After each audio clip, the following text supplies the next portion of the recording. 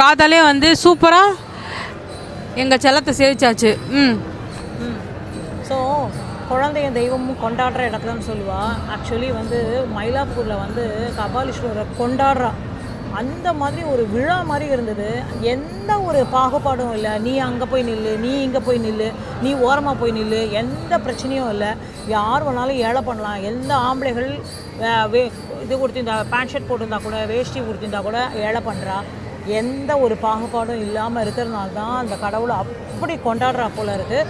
சத்தியமாக இன்றைக்கி கதையில் நான் ஃபீல் பண்ணது என்னென்னா, 47 வருஷம் வாழ்க்கையை எவ்வளோ வீணாக்கிட்டோன்னு ஃபீல் பண்ணேன்.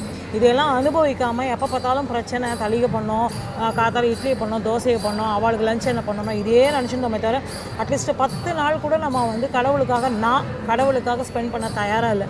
நிஜமாக இது ஒரு அனுபவம் தான். கட்டாயமாக இந்த வைப்ரேஷன் நம்ம ஃபீல் பண்ண ஆரம்பிச்சிட்டோம்னா சத்தியமாக மிஸ் பண்ண மாட்டோம்.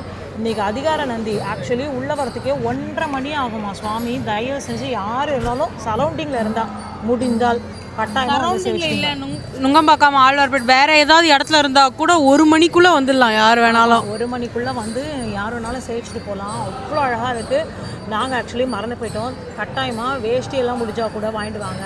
மாலை வேஷ்டி எது வேணாலும் நம்ம வாங்கி சாத்தலாம். சாக்லேட் கூட கொடுத்தா. ஆமாம், நியர்பை அப்படி இல்லைன்னா மோர் அந்த மாதிரிலாம் இருந்தாலும் வாங்கிட்டு வந்து இது பண்ணலாம். நாங்கள் இன்றைக்கி காத்தால நிஜமாகவே கடவுளுக்கு நன்றி சொல்லணும். இதை சொல்லிட்டு போனேன். நான் 5 மணிக்கு எழுப்பிட்டு 5 மணிக்கு அலாரம் அடித்து அடுத்த செகண்ட் எழுந்து டபக்குன்னு போய் குளிச்சுட்டு வந்துட்டேன்.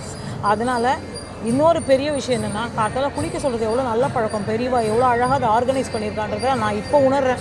இன்றைக்கி இல்லை, இந்த வாரத்தையே நான் உணர்ந்தேன். ஏன்னா பாடியோட ஹீட்டு தனியும் போதே பாதி கோவம் தணிஞ்சிருது. அதனால தான் காத்தால குளிக்க சொல்கிறேன்.